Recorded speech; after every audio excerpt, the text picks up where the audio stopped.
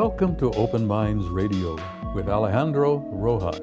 Open Minds Radio is your UFO news authority, presenting evidence and the latest news regarding the UFO phenomenon. Here's your host, Alejandro Rojas. Hello and welcome once again to Open Minds Radio. Just enjoying a cup of coffee while a haboobie goes overhead. Well, actually, it's not that bad. It's a big dust storm out here in the desert of Phoenix where it's hot, and when it gets windy, that is no relief. That's like a blow dryer blowing on your face, and then sometimes, like right now, that blow dryer that's blowing the heat in your face is carrying a lot of dust. And one of the things that they said is in this dust is a lot of bug parts, because there's lots of bugs in the forest, so we're breathing in these parts of scorpions and beetles and grasshoppers. I think there's a lot of bug parts in most everything in life. Yeah, I think you're right. They always do those reports during Valentine's Day about how many bug parts there are in chocolate. Oh, really? Yeah. That's scary. Lots of bugs all over the place.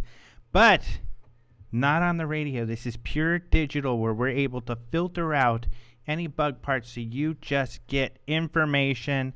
And that's what we've got for you today. We have a wonderful guest today, and that is Ted Peters. And this is a subject that I am really into, which is religion and UFO disclosure, religion and extraterrestrials.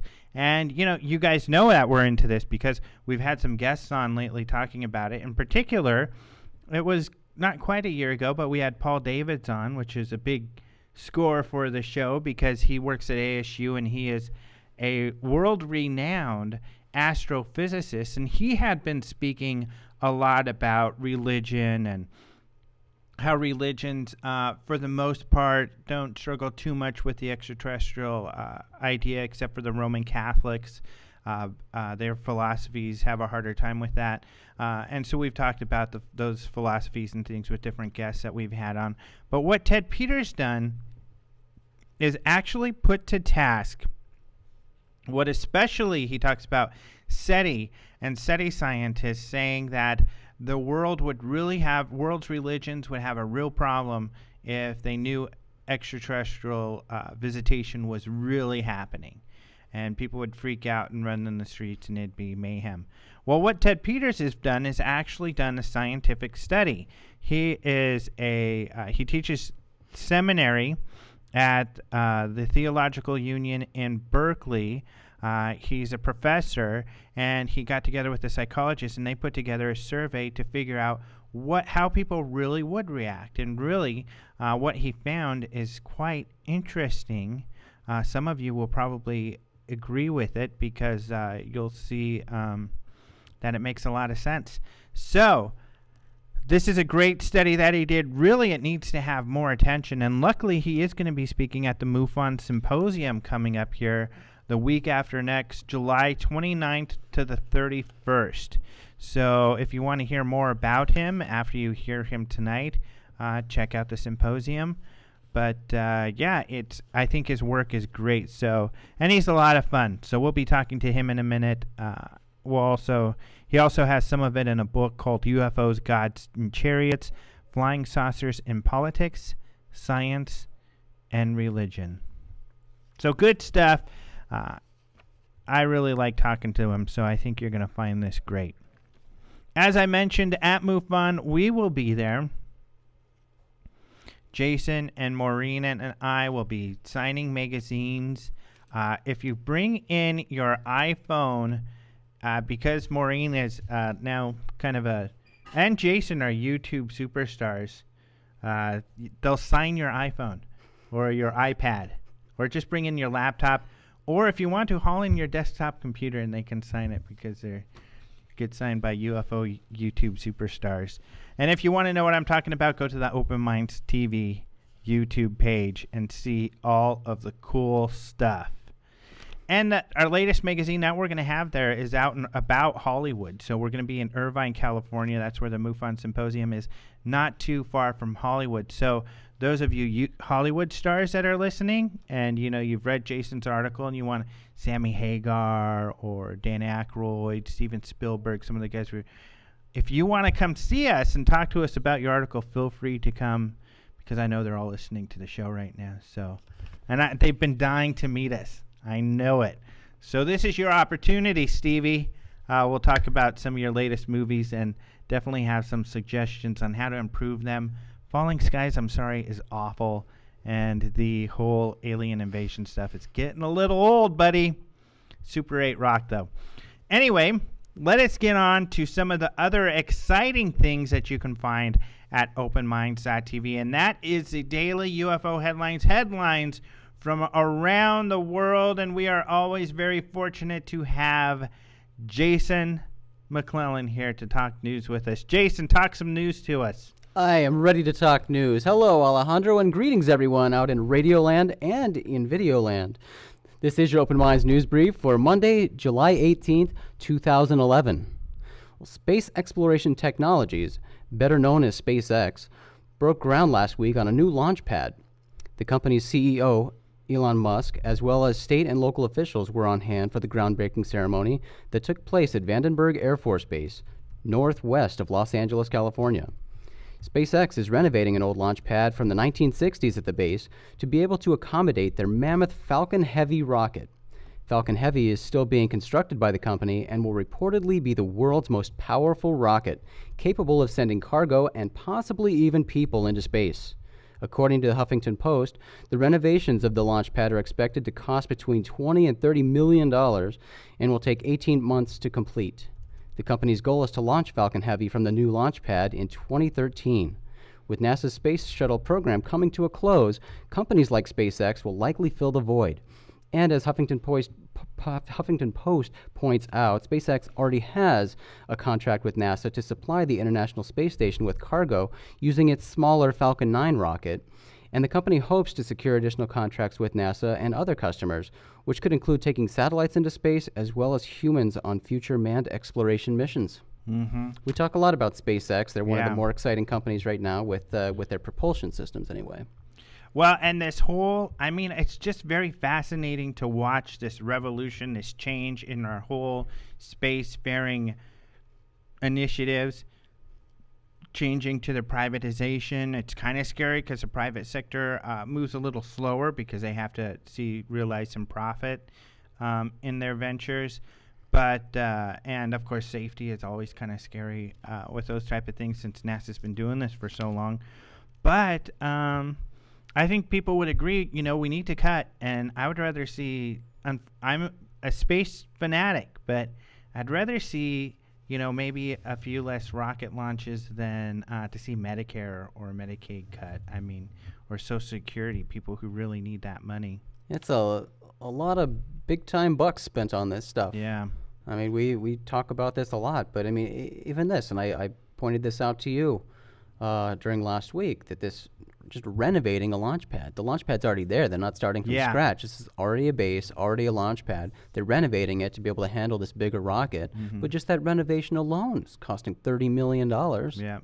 And the problem, and it comes back to defense, which, of course, UFO people are always talking about, because defense costs so much. Those contractors, those companies charge so much for everything that they do that those same technologies which they want to use in space programs, these costs are inflated because they're using them to build missiles. And so everything is very expensive in that whole industry. So, of course, I'd much rather see a few less missiles being built and rockets and jet fighters or other things that are... Absolutely, and that's why we need Steven Spielberg and the like to stop making these television shows and movies about invading aliens. Quit scaring the hell out of everybody. That's right. We want to go meet the aliens. Shake their hand. We don't need to shoot them. Yep. Yeah. But I will disagree with you. I think that, with the private sector... Turn his microphone off. I think things will move more quickly. Maybe. I think with NASA, we look at a lot of the same technology being used that's been around since the 60s. I hope so, but then look at Spaceship 1, Spaceship 2. How long? I mean, 2 years ago they did their test flight, and they're still a year or two out to doing, their regular flights. Although they've already broken ground, and they're building their spaceport in New Mexico. That's exciting. Very exciting. But I hope you're right. Yeah, the private space industry is definitely exciting, and it's certainly all all new to everybody, so it's exciting to watch how it develops. Mm-hmm. Well, earlier this month, fireball UFOs were filmed in both Georgia and Mexico. Now another fireball UFO video has surfaced. The video shows a Russian rocket transforming during different stages of the initial launch. Then strange flickering balls of light appear near the object, causing some to speculate that UFOs were disarming the rocket. The Epoch Times describes this video, stating, "Several tiny white lights are flashing around the object and its tail, both glowing with a whitish light, probably due to the effect of filming a computer screen, as the core becomes semi-translucent with a striped appearance." However, the rocket captured here is most likely the Soyuz 2, the rocket carrying 6 satellites from Kazakhstan, launched early in the morning the same day the videos were uploaded. The Soyuz 2 rocket is a 3-stage carrier-type rocket designed for delivering payloads into lower orbit, and the strange transformation seen in the video is most likely caused by the different stages of burn. But we don't know. Debunking another one of my favorite videos. Oh, I'm not debunking at all. Yeah, In fact, you I did. give credit to the debunking on this one to Maureen. But Oh, really? but this That's video a is cool video. it's It is one such of a cool the video. yeah most interesting videos we've seen in a long time, and Yeah. it reminded me a lot of something out of the movie The Abyss. Mm-hmm. Some sort of yeah. organic, like weird. Yeah. But you're right. I mean, also, when it's a small object and then it explodes and gets big, but it does look like on TV when the stage is, one Right. stage moving to the next where it's blowing up. It's a very cool video, though. I highly recommend watching it, Mm-hmm. and we have Me that too. on our website, openminds.tv. Excellent. A 36-year-old bus driver was watching television last Monday night when she noticed a light hovering above the trees behind her home. She was startled by the light because she lives in a very rural part of town, and the area behind her house is undeveloped for miles. She described the hovering object as having red, blue, and white twinkling lights. She grabbed her camera and took a few photos of the object. She watched the object for approximately 30 minutes, and she noted how eerily silent it was when the object was hovering. Living near a swamp, the night is normally filled with sounds of frogs, crickets, and other swamp creatures, but it was quiet. The next morning, she went to explore the area beneath where the object had been hovering, and she discovered an 8-foot by 10-foot area of tall grass that had been flattened. Interesting story. Yeah, that is a weird one. I don't remember reading that one. I think we read it together, Alejandro. Huh. This was the Story UFO in time. Killingsley. Oh, Killingly. okay. So, Yeah, and very interesting one. And another interesting fact about this story is this woman, though her current occupation is a bus driver, she was formerly an Air Force policewoman.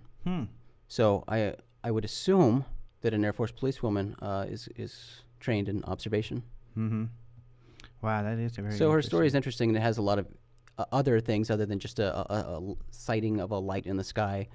She's got the silence of everything, not just the silence of the craft, no noise coming from the craft, but everything was silent. And then this flattening of the tall grass in the area. Was this one of those stories, though, that didn't show the picture? I think it was. No, it showed the picture. Oh, it did? Yep. Because I know we've ran across a couple of those. Right. Where it says, even in the Lots of title, interesting- photograph of UFO, and then they don't include the Yeah, photo. lots of interesting sighting stories lately, but Yeah. no photo with the story, Yeah. which is unfortunate. This one does have a photo, and it shows this weird light kind of above the trees. Killingsley, I remember that. Yep. Just a quick crop circle story here. A huge 200-foot crop circle appeared in Wiltshire, England last week, just across the street from Stonehenge. The circle is extremely large and contains what some have interpreted as 3 half moons. And I always kind of laugh at some people's interpretations of crop circles because, they could be anything. It's just like constellations. You look in the sky or clouds and go, there's an Yeah. elephant. Yeah. But interesting. Did you see that one? It's yeah. It's literally across the street from Stonehenge. Yeah, and I think what's cool about the Stonehenge ones, this is a big one. It's another elaborate, very pretty one. And, Stonehenge has a lot of tourists. Right. So they have tourists all day long. And I remember even last year, one happened across the street from Stonehenge. And they actually interviewed the security guard. And he said, I'm here all day. And I came in, I left last night, there was nothing across the street, came in the morning, and it's there. So he's like, these people have to make these things overnight, and that's so huge, I don't know how they could do it. So this one didn't have an interview with the security guard, but the same thing applies. It's pretty incredible. Right. I feel bad for the farmers in that area, though. Yeah. Their crops always get trashed. Yeah, they don't like it. I mean, if I were a farmer there, I would definitely be setting up a ticket booth and charging admission. Well, they 'cause you've gotta do recover that the in cost of your order, crops. yeah, to recuperate. But, and people argue, oh, maybe it's a farmer doing it to make money. Right. But the farmers point out, they don't make money. They recuperate a little bit of their losses from that. They don't make money off of that. And on top of it, when people are traipsing all over the crops, they even destroy more. Yeah. Yep. I feel bad for those farmers. Yep, and they can't catch the suckers. Right. Those security guards need to wake up. Yeah, well. Yep. Well, hopefully here's a story we can hopefully now put to bed and never mention again. But the UFO-like silver helium balloon that grabbed the nation's attention back in 2009 has been sold. I'm talking, of course, about the infamous balloon created by Richard Heen in the Balloon Boy hoax, where a Colorado couple said that their son had floated away in the balloon. The Heens put the balloon up for auction earlier this month, and an anonymous man who paid more than $2,500 is the new owner of this worthless balloon. That $2,500 will fortunately go to a more worthwhile cause than going to the Heens. The money is reportedly being given to Japanese earthquake and tsunami relief funds. Mm-hmm. Yeah, his wife is Japanese. Correct. So I don't think this is the last we're going to hear of Heen, though. I mean, he did this as a marketing stunt. He's kind of he's a ham, and he tries to get into the spotlight. And he did that with this. He wanted his own reality show. Yeah, well, when he put this balloon up for sale, at first he put it up for like $2 million. Right. And he got news then. So, yeah, we're going to hear about this jokester some more. And I think probably the reason that they're giving the money to charity is because he didn't get as much as he thought he would. He thought he had some sort of gold mine here.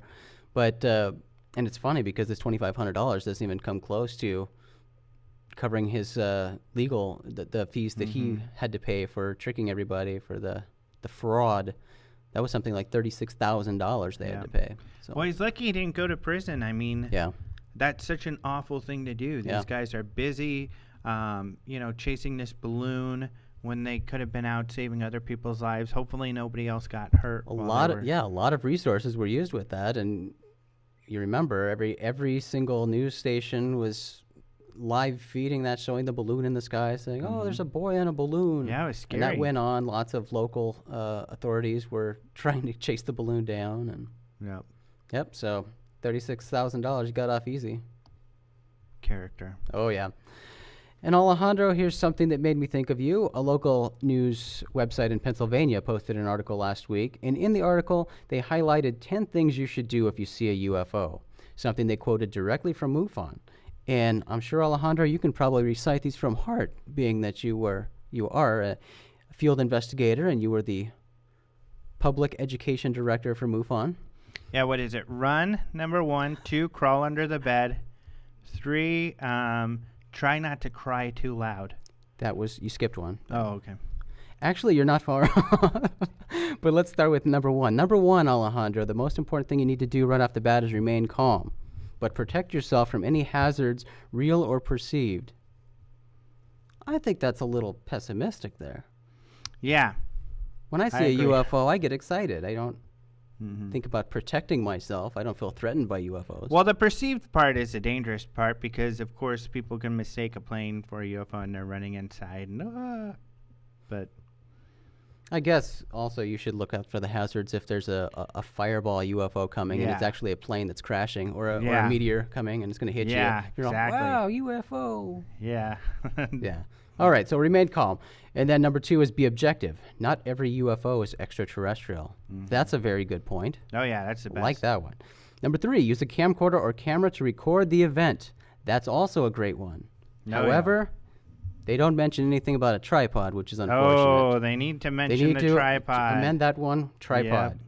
Or if you have a tape recorder, record your descriptions of the event as it happens. And that's really good too. A great one. Because in the heat of the moment, the adrenaline running and everything, even hours later, you forget details that could be important. Which is probably the next one. If other witnesses are present, ask them to also write or record their observations. Yeah, the thing is, write down, and that every time you get a call or an email, write down your experience immediately. As much detail as you can because your memory starts to fade. And once your memory fades, your brain has a funny habit of putting things in there that didn't filling happen. in the gaps. Yeah. Yep. And with other witnesses, it's good to have the corroborating evidence too, so you can names and phone numbers too. Yeah. Let's see, number 6. If the UFO left some trace of its presence behind, do not disturb the area around it. And why is that, Alejandro? Just like in any criminal case, so you don't disturb any evidence where things are lying, and of course there's some danger possibly. But what if you found the trace evidence? Would you then go in the area and do your investigation? Yeah, for sure. Okay. But these are guides for non-certified investigators, and there's even some MUFON investigators I wouldn't want traipsing around. Number 7, if the sighting is from a distance at an arm's length, what would it take to cover up the object? A quarter? A penny? Yeah, that's the most common one. So when you reach out your arm, and you know what, for interesting, the moon, I mean, what they say is a Tylenol. If you hold out your hand holding a Tylenol, it'll cover the moon.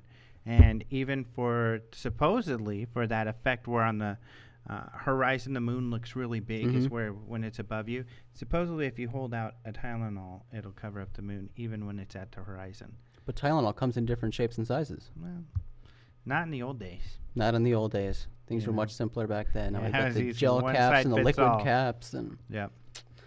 yeah, let's see. Try to judge the distance from you to the object's altitude, and its speed.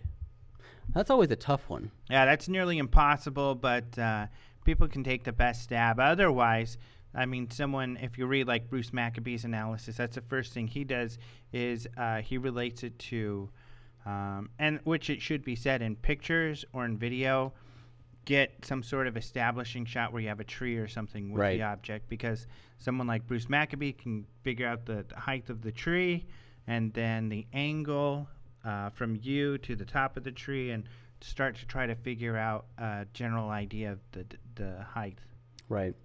Yeah, I mean, with things in the sky, it's difficult. You know, we've got very little to compare, but, you know, some things we see in the sky a lot are birds and airplanes.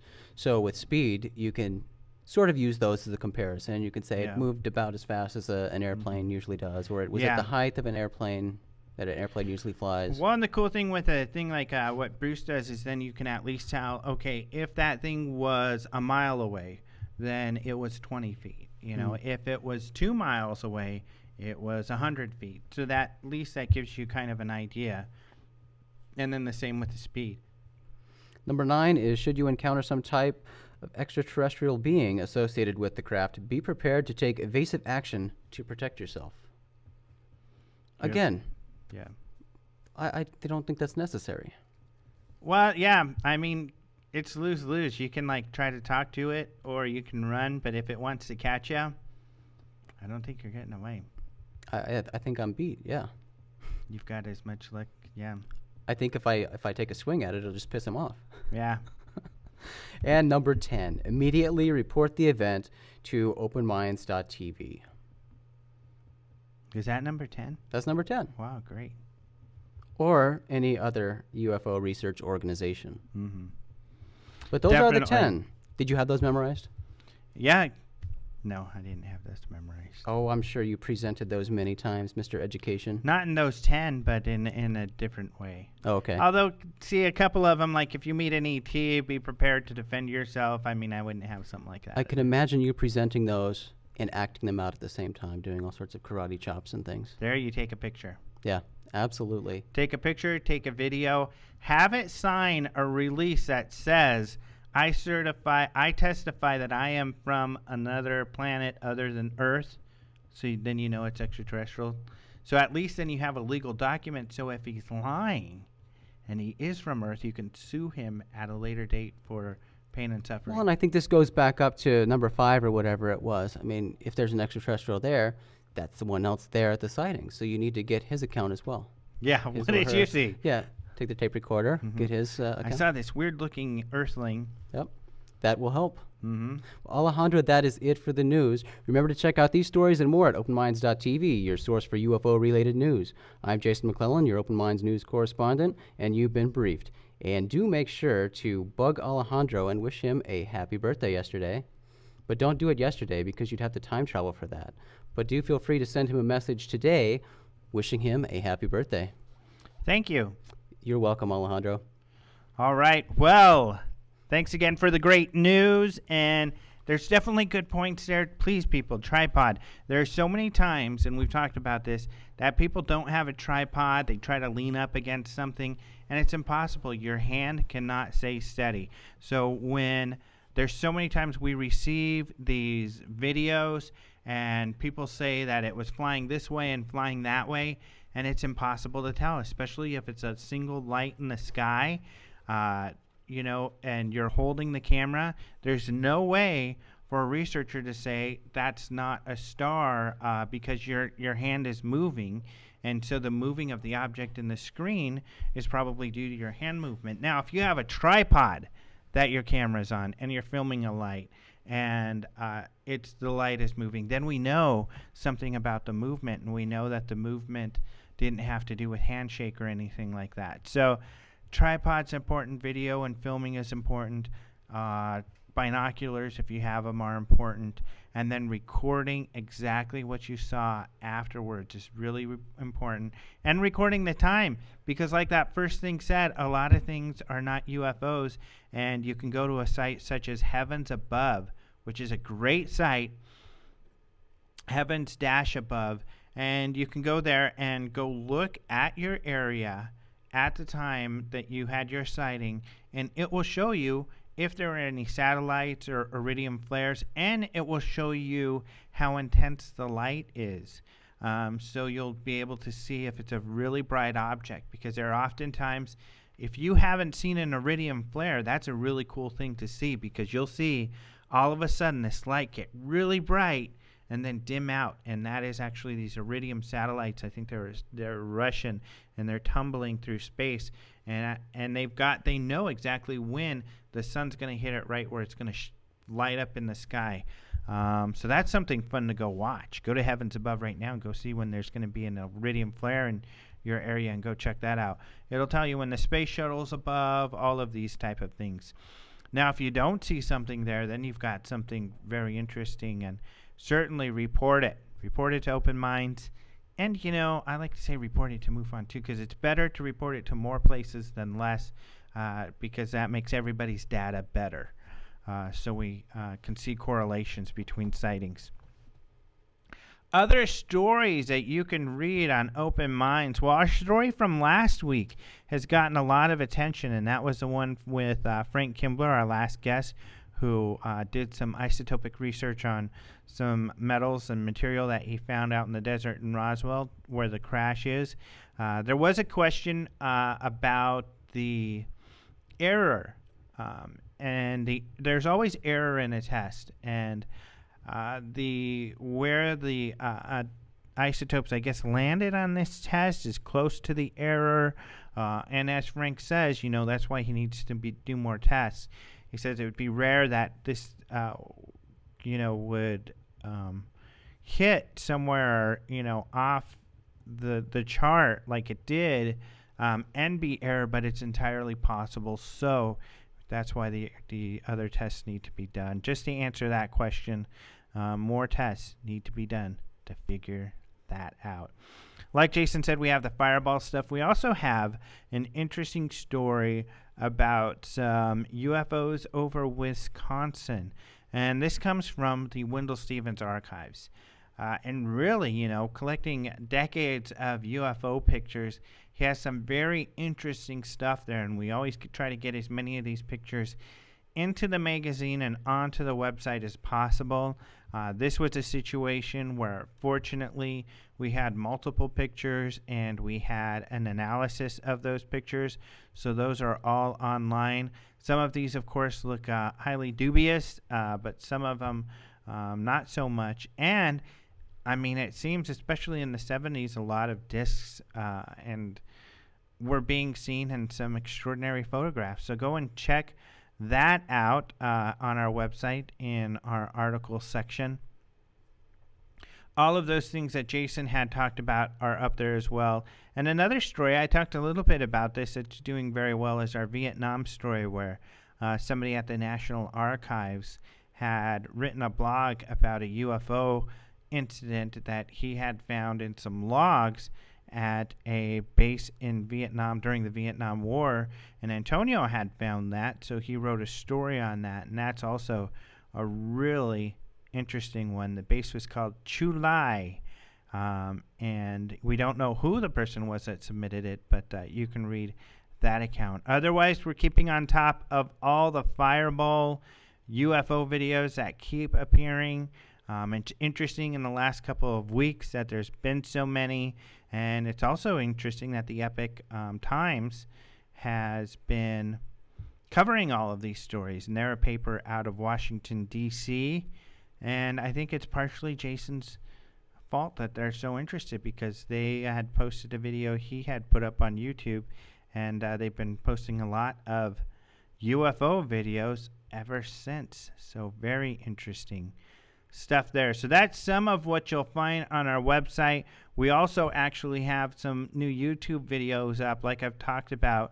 We have some UFO news, the stories that you get here, but you have Maureen talking about them, and some videos are showing if they're associated. We have a little more video with pictures about the Roswell UFO material that I had talked about. And we always put up, we'll take those window pictures that I was talking about and put them on video as well, so people can watch them on YouTube. And one of those is from Cumberland, Rhode Island, is up right now, and this is kind of a photo of a strange kind of long cylindrical type UFO photograph, and Jason had put that together on a video as well. So our YouTube is something very cool to check out. In fact, if you go to openminds.tv and scroll to the under the stories, you'll see our video section, and we have a very cool new video player up there where you can scroll through our videos and check those out and watch them on the page, or click on the video and it'll take you to YouTube. You can also easily share it to your Twitter and your Facebook, and right there you can subscribe to our YouTube so you're up to date whenever we put a new video out. And our videos are just so incredible that you're going to want to be the first to know what's going down. So go subscribe there. However, let us go ahead and get Ted Peters on, because I'm very interested in this subject. His study was incredible. I mean, I love when people go and take these ideas, myths, or something like that, and go apply them and do some real studies to figure out whether they're real or not. And that's what Mr. Peters has done. And so let's get him on and hear what he has to say about this. All right, I am very happy to have Ted Peters on the phone. Are you there? I'm here, Alejandro. Good. It's wonderful to talk to you, and I'm really excited to talk about this subject because I find not only I think when we talked before, you had mentioned about more of the discussion than whether or not they're just here, but the whole social aspect of it and is really interesting.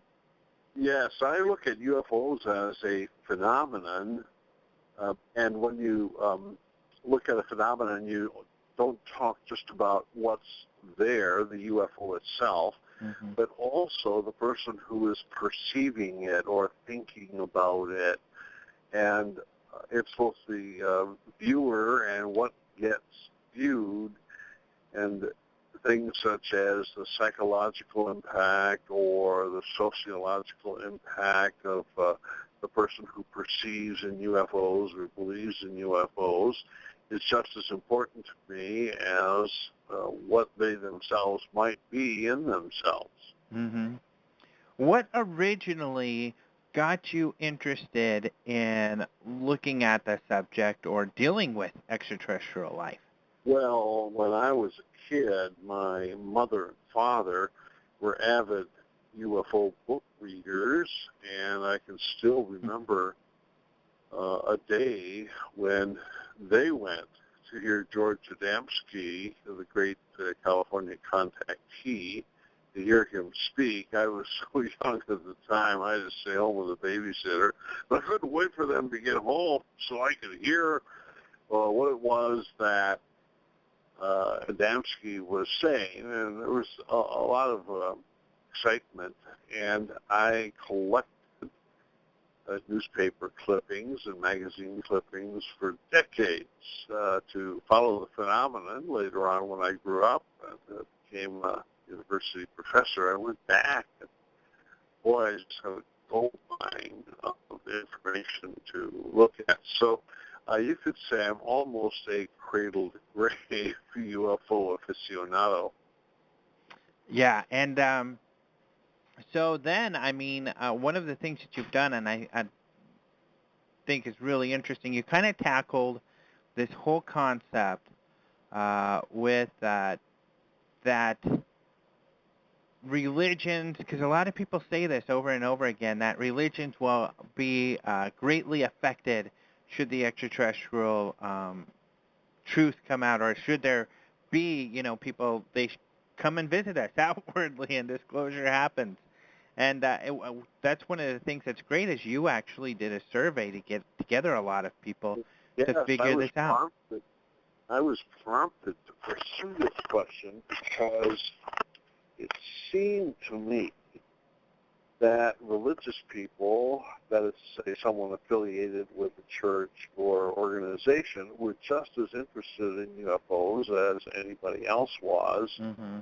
Especially the extraterrestrial hypothesis.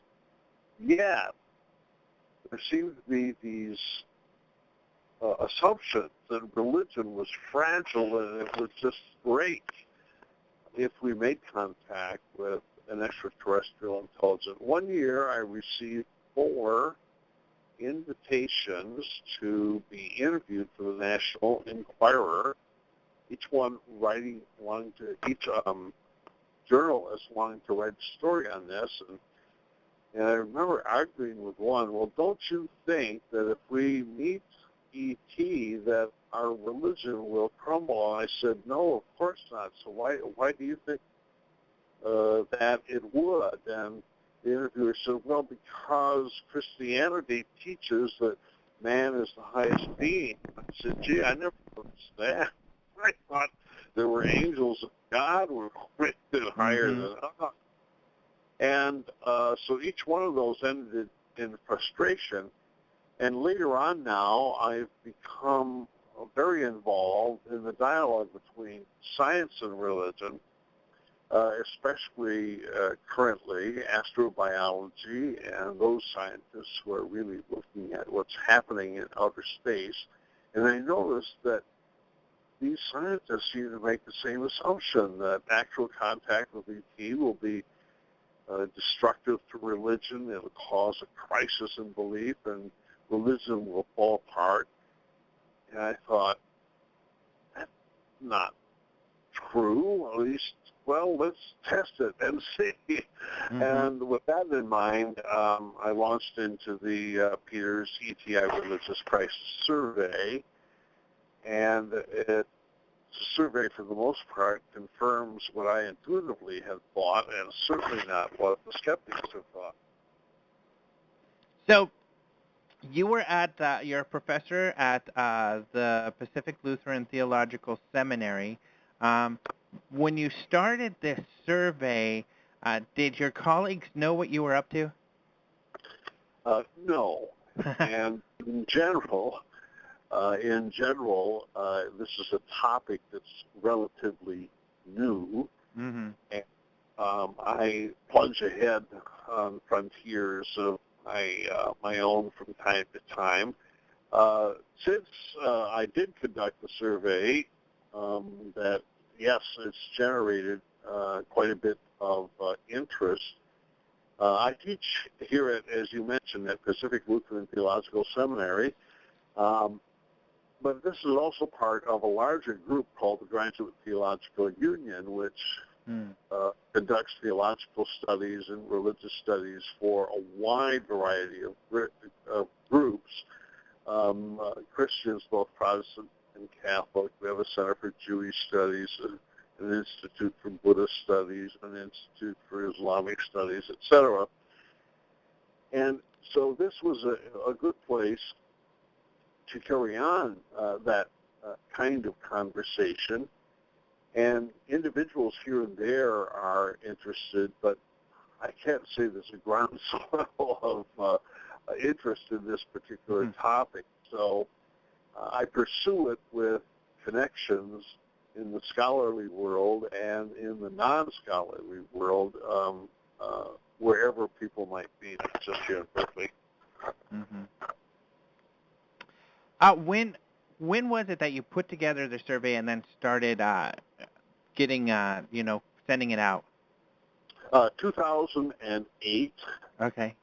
I had read one or two surveys that had attempted to get at this and felt that I could construct a slightly more complex one, which we did. I'm not going to brag that was as high a quality a survey as one might expect by professional surveyors. Yet, I do think that out of 1,325 in our sample, that enough in the way of patterns emerge so I can have a fairly high degree of confidence that it does tell us quite a bit that's important. Yeah, I think that's great. One of the surveys that you said that you kind of had looked at that was similar was Victoria Alexander, who's incidentally John Alexander's wife, who is someone well known in this field. And so she was, it looked like, the first in this area to kind of take a stab at this. Yes, and when I read her survey, I intuitively thought, well, of course, that's right. And she had gained information from clergy, and the clergy didn't seem to have a lot of,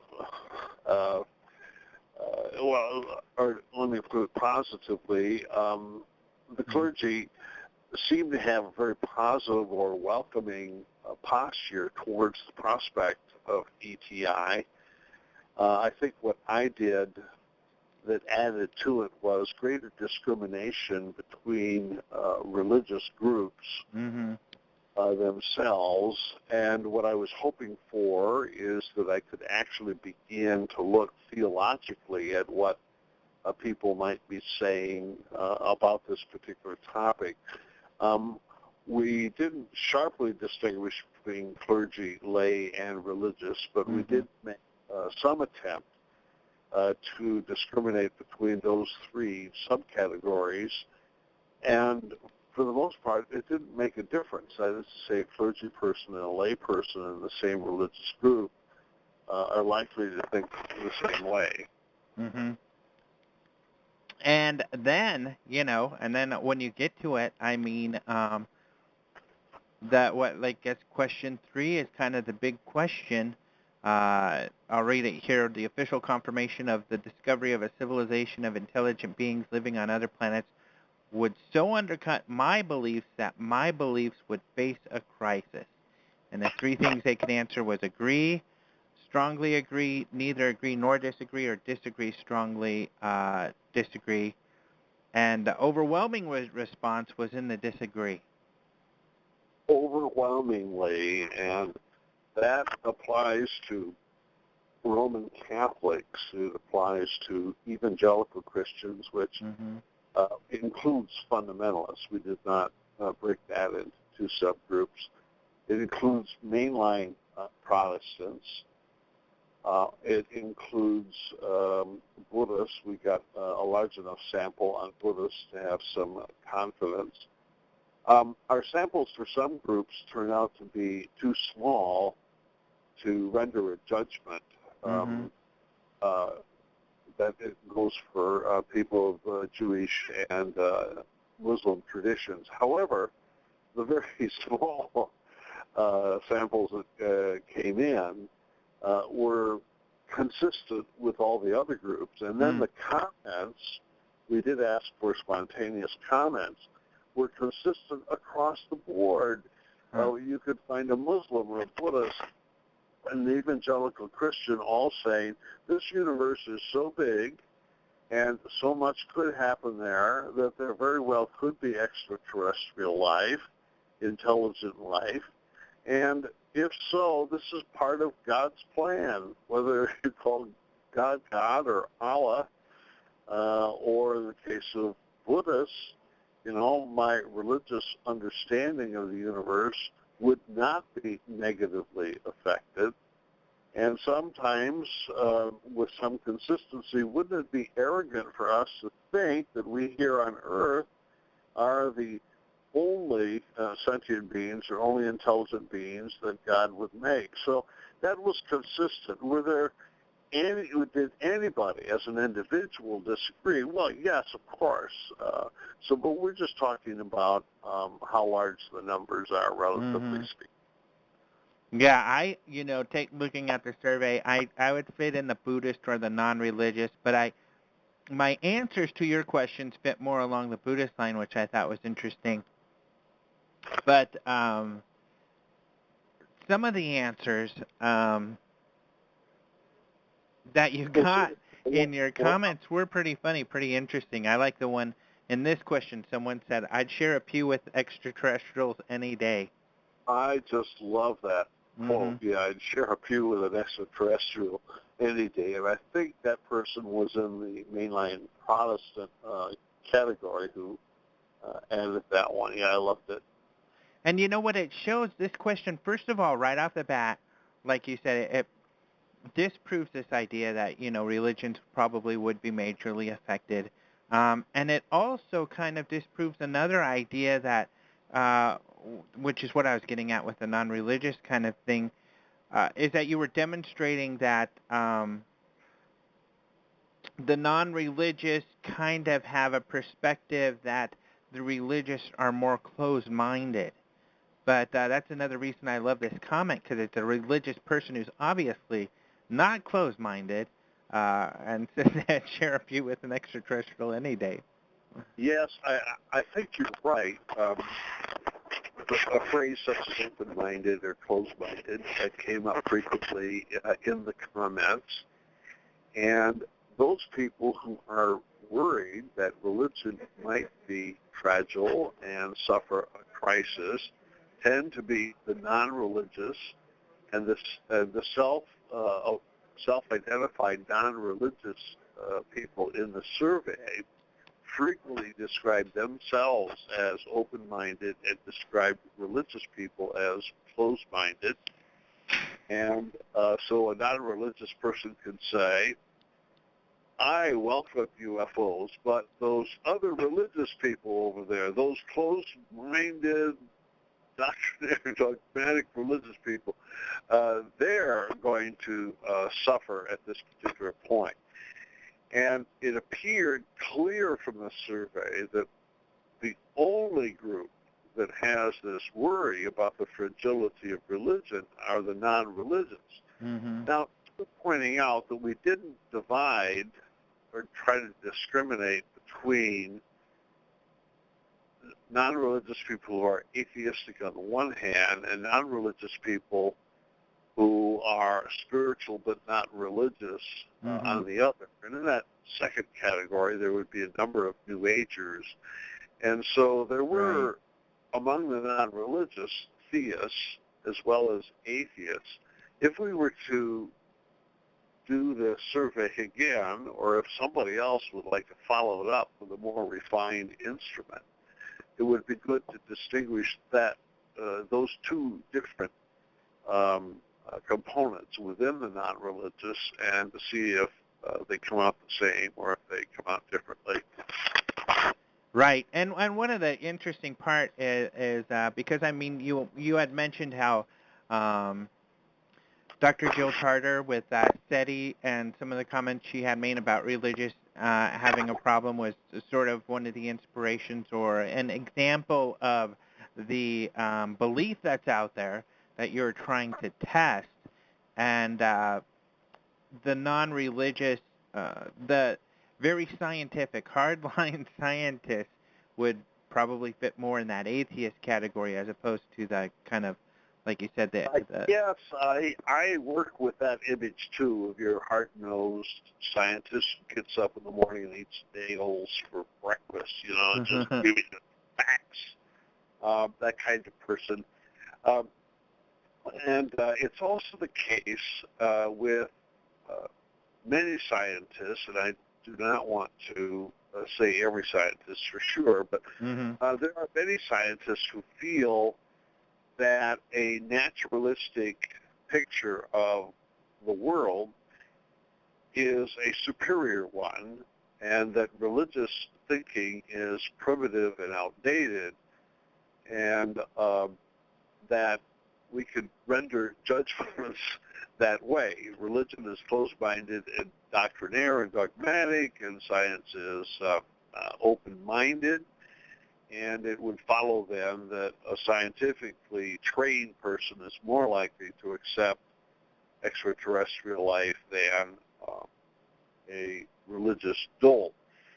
With regard to Jill Tarter, and I've had an opportunity in recent years to spend a fair amount of time at SETI with SETI people, and Jill has heard me on this topic a couple of times, and on one occasion she said, I just find it hard to believe the results of your survey, because fundamentalists and evangelical Christians that she's acquainted with do register a negative reaction to the prospect of ET contact.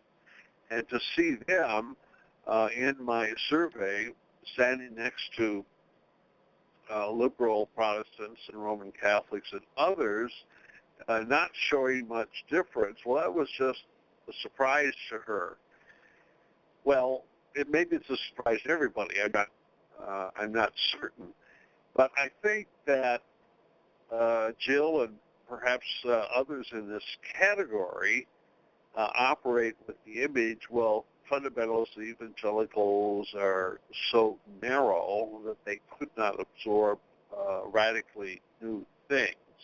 Maybe that's an image or a stereotype that floats around scientific circles, and at least on the question of whether or not we could live with ETI in our neighborhood, maybe the results of the survey are a little bit surprising. Yeah. Now, I was not surprised by your findings. I think it makes sense, and you answered some questions as to why this persists, and we'll get into that later, this idea. But I was a little bit surprised at how much, how strongly people felt their beliefs would not be affected. And I love question 4, because question 4 also shows something interesting, because question 3 was, will your personal beliefs be affected or face a crisis? Question 4 is, will your religious tradition face a crisis? And there was a slight difference, even though it is only slight, where a few more agreed that their religious tradition may be affected, but still overwhelming. If I were a Roman Catholic layperson, I would say, my faith won't be hurt at all, but you know what? I'm going to worry about the bishop and the archbishop and the pope. Right. Maybe they would get a shot. And that's the only way I could read that result, but I find it interesting that there is a noticeable change, not significant overall, but certainly within that group. So many individuals indicated that my faith won't be undercut, but the other person sitting next to me in the pew or the one in the chancel, they're going to have a problem. Right. Yeah. So I think that's an interesting answer. And of course, personal beliefs, people can be more flexible than large organizations. But it also kind of gets to, because you had some answers in this, such as most people, like Mormons, for instance, saying, we already believe in extraterrestrials, Buddhists saying we already believe in other planets and things like that. And the only religion, and Paul Davids, who you refer to in this document, he talked about how Roman Catholics might have an issue because philosophically there's some things there. But Roman Catholics are the ones who are really wrapping their arms around trying to resolve that issue, and they're having astrobiology conferences and things like this. Yes, I think it comes to a surprise frequently for people in the media to learn that the Vatican has sponsored its own observatory for pushing 4 centuries now. They might not have liked Galileo, but they certainly took advantage of the telescope. Mm-hmm. And I've had an opportunity now since 1987 to work with Vatican Observatory astronomers, and looking for extraterrestrial life has been part of their agenda, at least for the current generation of astronomers and astrophysicists. And maybe they inherited it. I don't know how far it goes back. So once in a while, you'll see a news clipping where someone will have interviewed somebody from the Vatican Observatory, and then they're flabbergasted. Oh, my goodness, the church is actually looking for ET. And I want to say, that's really old news. Yeah. It'll be news when they find ET, but right now it's old news that they're looking. And obviously they're not going to have any theological difficulties if they're looking, just as, many other secular astronomers and astrophysicists are looking. Now, this philosophical issue that the Roman Catholics have that Paul David brings up hasn't necessarily, I don't know, and you would have more insight, been resolved amongst the scholars and the philosophers and the theologians and the Roman Catholicism who are talking about it. But Funes, who's in charge of the observatory, has come out and said it's okay to believe in extraterrestrials and they would be our brothers. Do you think the philosophical differences will be an issue, that they'll resolve that, or what are your insights into that whole aspect? Well, with regard to Jose Funes and the other Jesuits who are the researchers at the Vatican Observatory, George Coyne, Bill Staker, and scientists such as that, they're just interested in finding them. They would give them a good day, to actually discover ET. With regard to what comes next, there isn't really a lot of philosophical speculation, at least as I hang around with that particular group. Mm-hmm. I'm sure that philosophical questions will come up, but right now, at this particular point, they don't invest a lot of time and energy in them. Mm-hmm. I could add, however, and this is a concern of Paul Davies, whom you just mentioned, that a theological issue having to do with the incarnation of God in Christ will come up and has come up amongst theologians for quite a while. And that question is, when we think of God incarnate in Jesus Christ in human history here on earth, would it will that suffice for the whole universe, or are we likely to see similar incarnations in other species on other planets?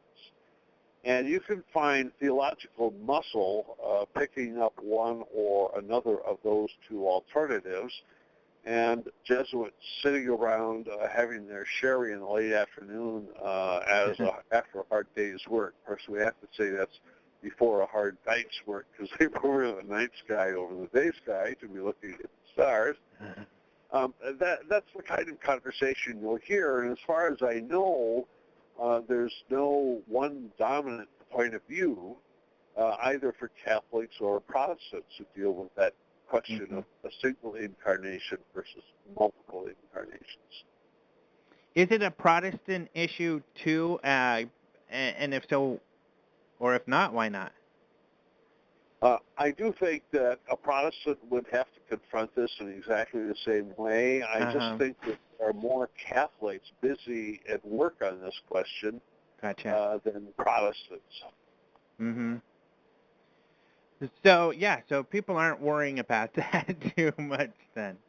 No, they're not worrying. Mm-hmm. And one of the interesting things about critics such as Paul Davies and others, he says that, or assumes that, this this is what makes Christianity so fragile and so subject to crisis, is that it could not resolve this question of singular multiple incarnations. Well, to me, the evidence is clear that it would not precipitate a crisis. Yes, the debate would go on, but a debate shows that people are pretty comfortable with discussing both sides of the question. So that's what makes me think, it's not going to provide a crisis. It'll provide an opportunity for theological debate, but we've had theological debates going all the way back to the Bible. Mm-hmm.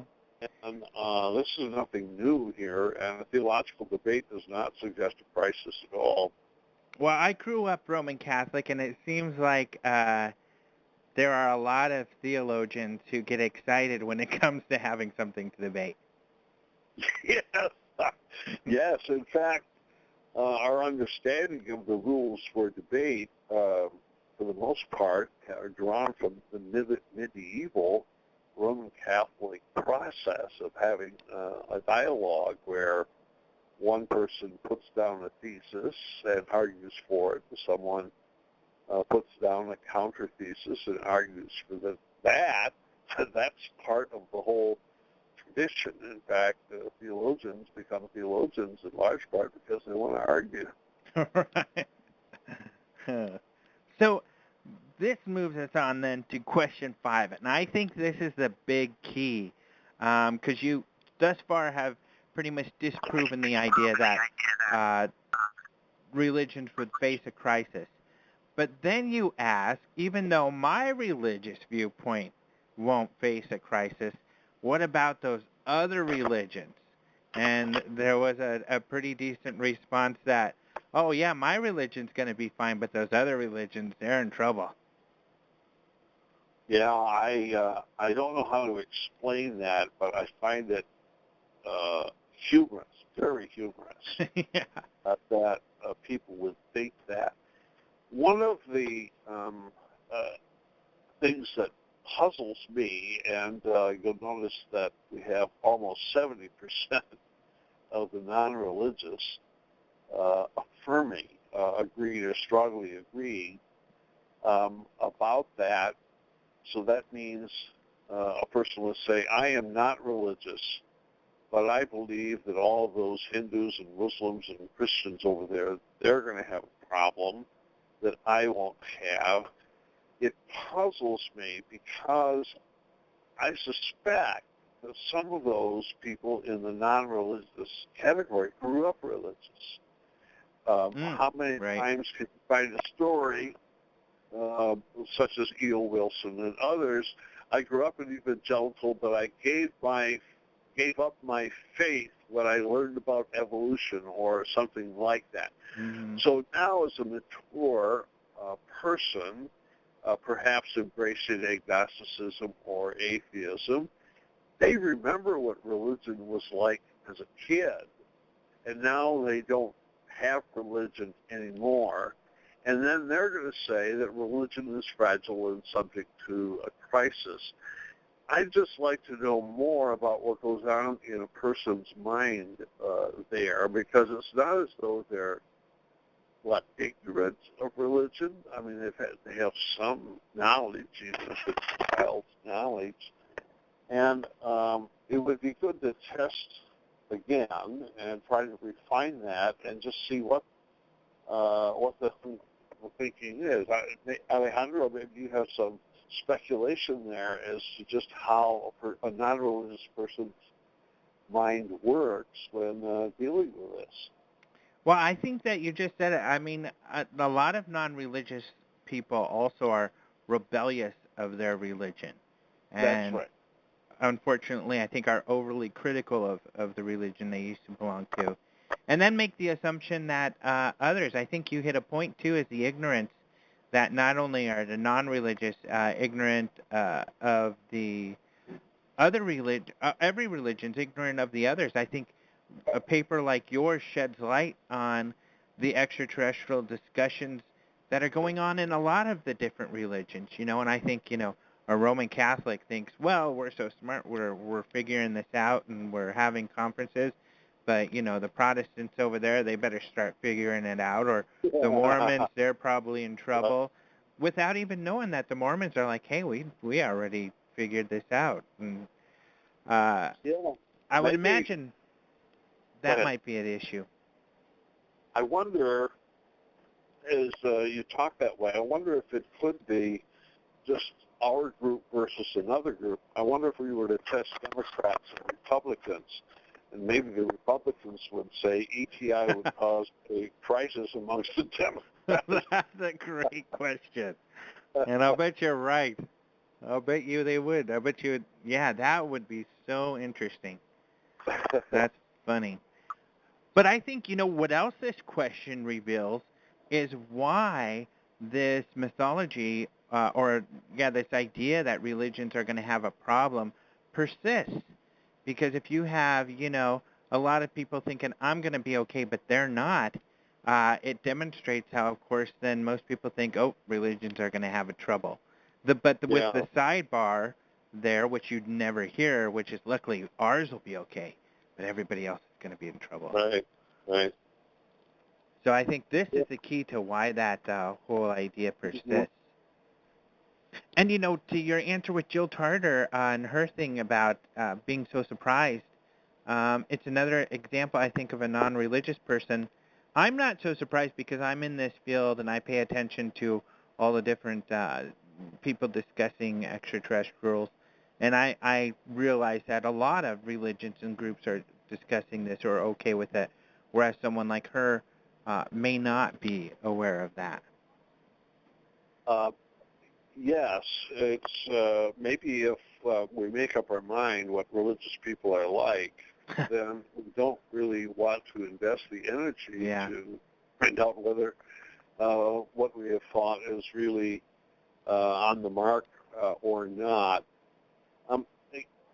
Getting back to trying to read the mind of a person who is scientifically educated, who feels that religion was something to be enjoyed as a child, but when we mature, we give it up and we replace it with what? Science? Yeah. That if you were to then extrapolate to the evolutionary history of the human race or something like that, you might want to say, well, religion was primitive, and we who believe in the scientific understanding of reality, we are the advanced ones. I see that assumption at work in what I call the ETI myth, and yes, people in the contemporary age, the scientific age, are just as capable of thinking mythologically as others. Included in this myth would be the idea that science is highly evolved and religion is less highly evolved. And those of us who are scientists, we're the ones who are going to actually make contact with ET, and maybe ET is more highly evolved than we are, and perhaps on their planet, in their evolutionary development, they were religious once, but they gave it up for science. Mm-hmm. And essentially, we're building a picture here in which those of us who are scientists are top dogs, we're the most highly evolved, we're the most advanced, and the scientists on Earth then could develop a fraternity with the scientists on Zeta 2 Reticuli, and just sitting around feeling superior to those inferior religious people. I'm just trying to read the mind of, or to put it another way, to look at the thought structure of people for whom it would be important to think that religion is fragile and underprepared to deal with ET contact. Yeah. It's kind of funny. It reminds me, it makes me think of, maybe Jill Tarter, a comic with her shaking an alien's hand and the alien going, "Oh, it's nice to meet you, scientists. What's with those crazy religious people on your planet?" Yes, I think that's right to the point. Kind of this idea. So, and which is a question that you tackled also later on in this thing. But I think that's what's great. You kind of answered these questions, and I mean, finally did it in a way with, like you said, over 1,300 people that you talked to finally bust that myth, like the Mythbusters. Yes, I think it's we busted a myth in the sense of putting an assumption to challenge and revealing what perhaps many people will find as a surprise, and to go on then and press the analysis. Maybe a number of people might be disappointed if they have this belief that religion is primitive and out of date and science is modern and up to date. I want to go ahead and then add a couple of other analytical perspectives. One of which is to see how religion doesn't really go away. It just changes its form.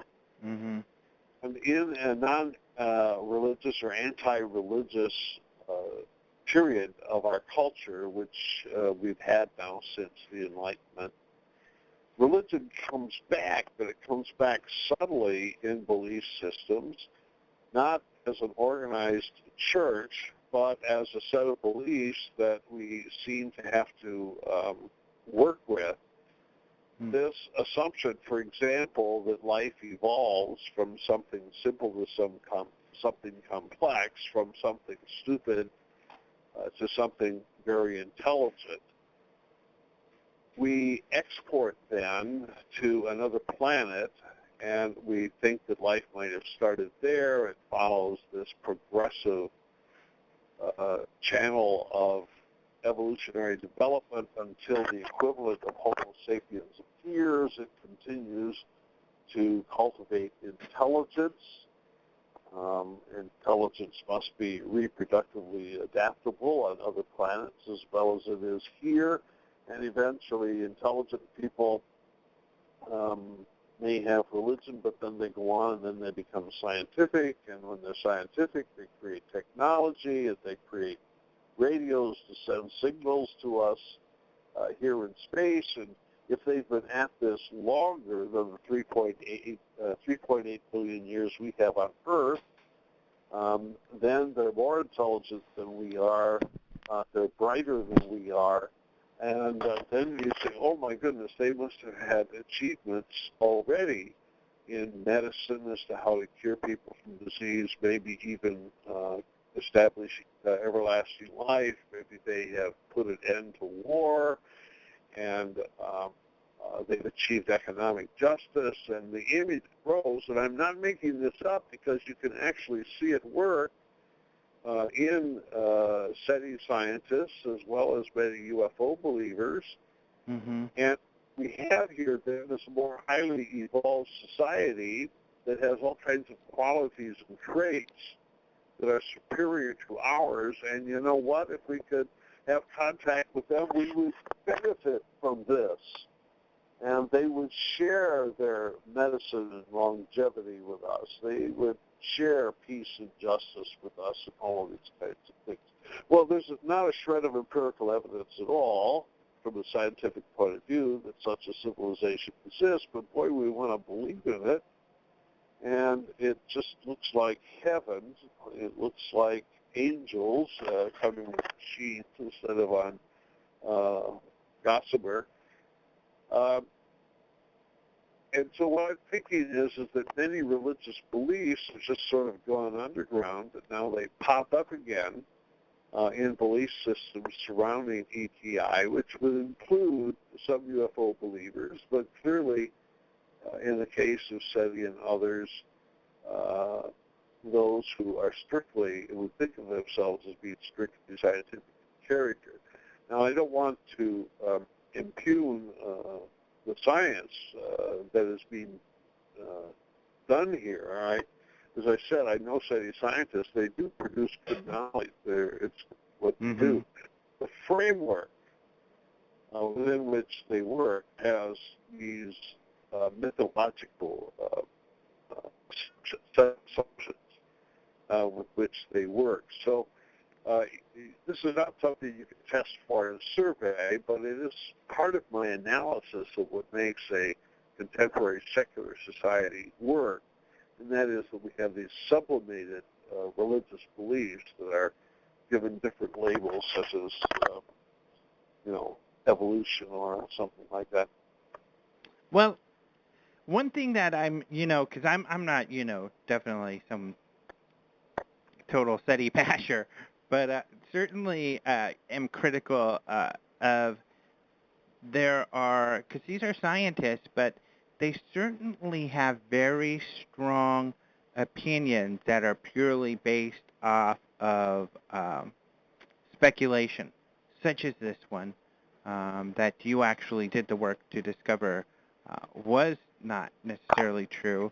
But a lot of those, and especially in astronomy, when they're finding new things that they never could have imagined existed on a regular basis. What was one of the latest were planets that didn't have not attached to suns, just floating out there in places. I mean, on a monthly basis, it seems they find these amazing discoveries they never thought possible.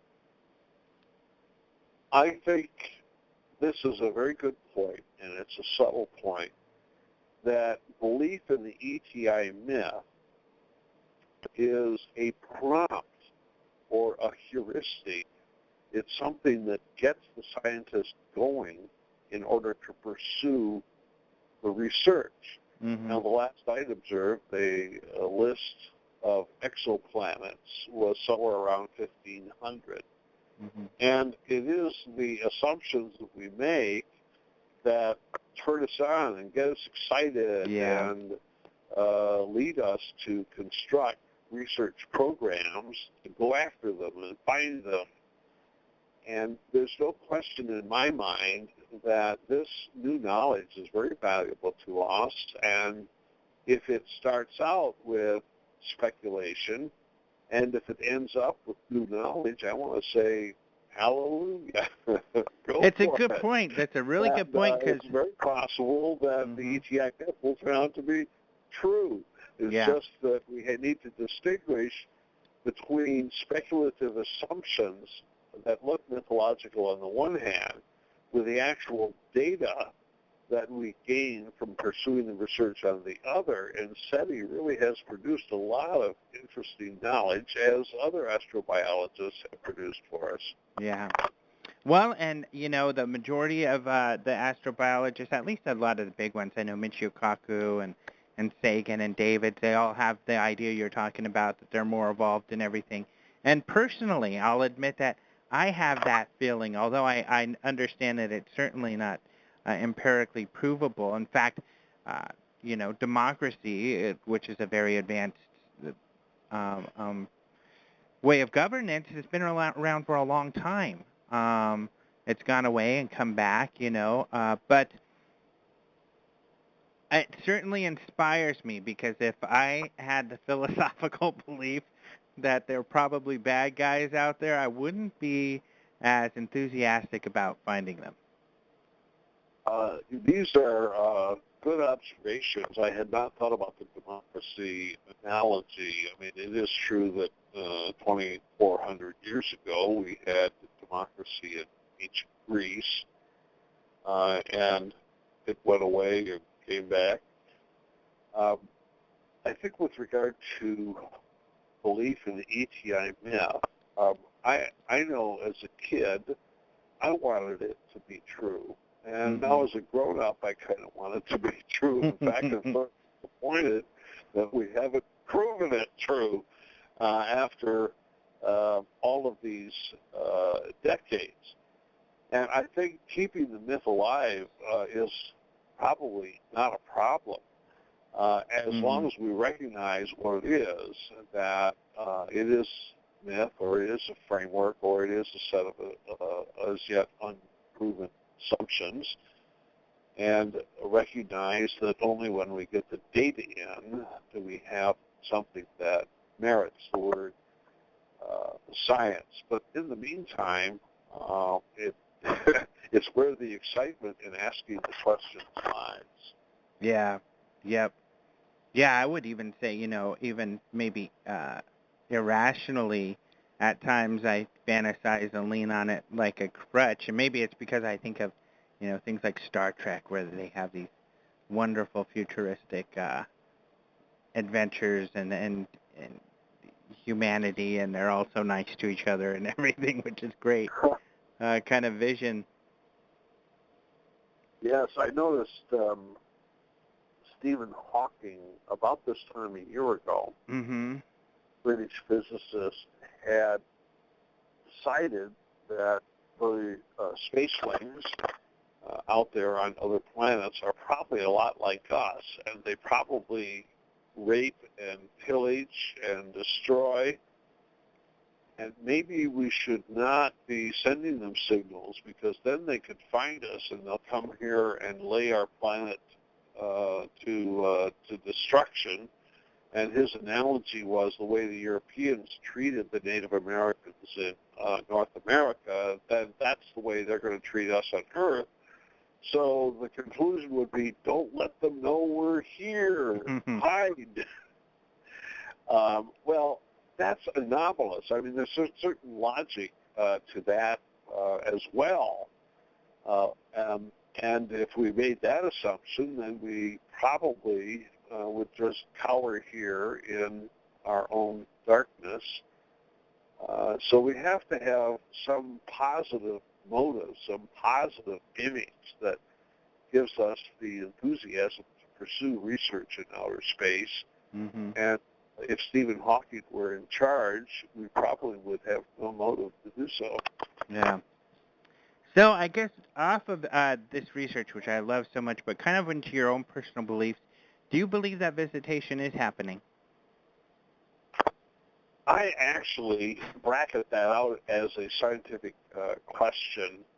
Like many in the field of ufology,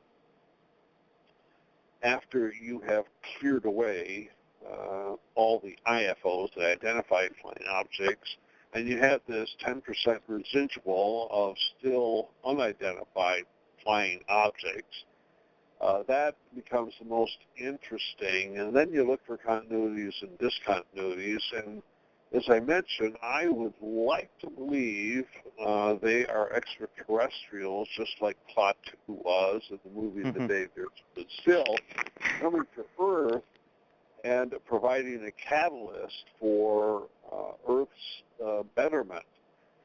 I would like to believe that, but as yet, the compilation of really good UFO anecdotes and reports does not give us a high degree of confidence in this.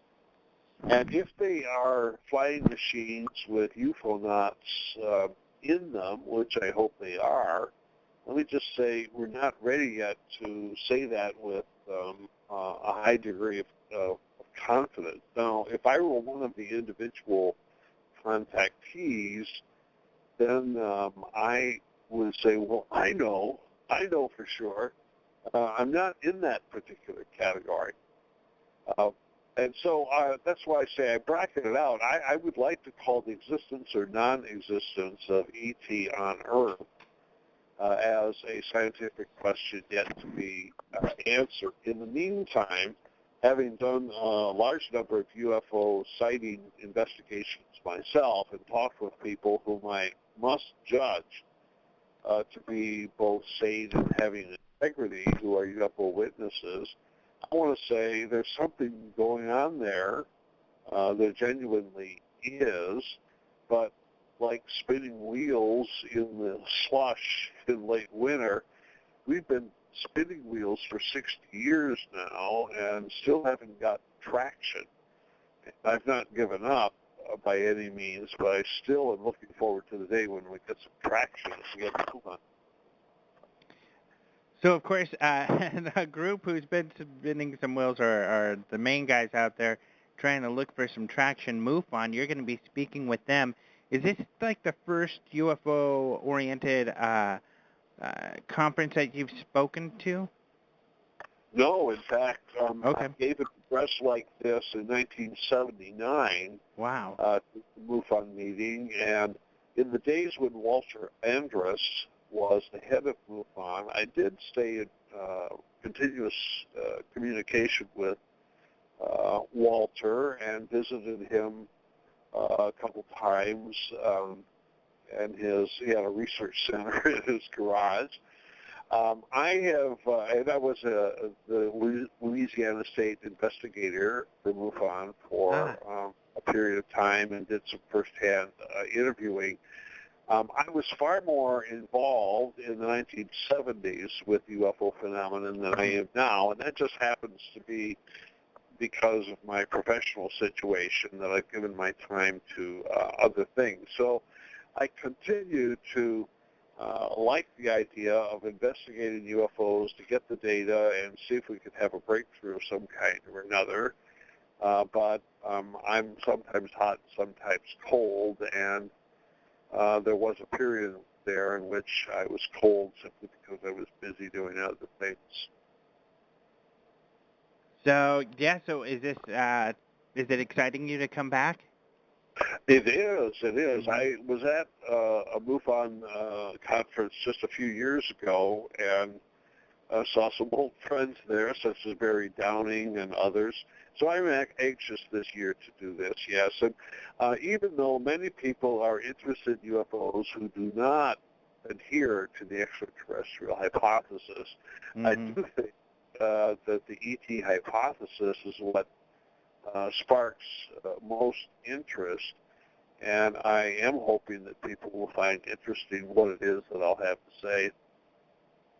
I think so. I mean, I was very excited to see your name on the list, and very excited when they sent me some contact information to have you on the show, and I was excited to be able to talk to you, and this interview has turned out to surpass my expectations. It's been fulfilling and fun and wonderful. So I think, Alejandro, this is a topic which continues to fascinate me as well as you and so many. So the more discussion, the better. Yeah. So I think that people who go to your talk there at the symposium are going to have a good time too. And luckily, it's not too far for you to travel. Yes, that's right. I'm a Californian, and I'll be down at Irvine. I'm actually going to fly. I have to run out to another meeting afterward, but I'm looking forward to being there. I've got some new copies of my book, UFOs, God's Chariots, printed up, make those available, and hopefully people will want to engage in the kind of conversation that you and I have just had and see if it takes us anywhere. Where can they get your book, UFOs, Gods, and God's It will be on Amazon shortly. Okay. So that would be the easiest place to track it down. Is it essentially about the Chariots? Is it essentially about the topics we've just discussed? Yes. I wrote it long before the survey, but it deals with this secularization of religious impulses, and I look at a large number of cases in which this is demonstrated, the extraterrestrial myth, or the ETI myth, at work, where people are feeling heavy religious feelings, but trying to express them in what appears to be scientific or naturalistic language. And I look at a number of cases and analyze them with that in mind. Right. And just to repeat it so people know, UFOs, God's Chariots, ? And then the subtitle is Flying Saucers in Politics, Science, and Religion. Yes, that's the one. Sounds very interesting. So I look forward to that. All right. Well, thank you so much for being on the show. And hopefully we'll have you again sometime. And I definitely look forward to meeting you in California. Okay, Alejandro. Thanks so much for your time. All right, you can go and download his survey, which I suggest people do, and read all the details. Very interesting. You just Google Peter's ETI Survey or Peter's ETI Religious Crisis Survey. The title's pretty interesting. That is all. Thank you so much for listening to Open Minds Radio, and don't forget to visit openminds.tv for more UFO news. Talk to you next week.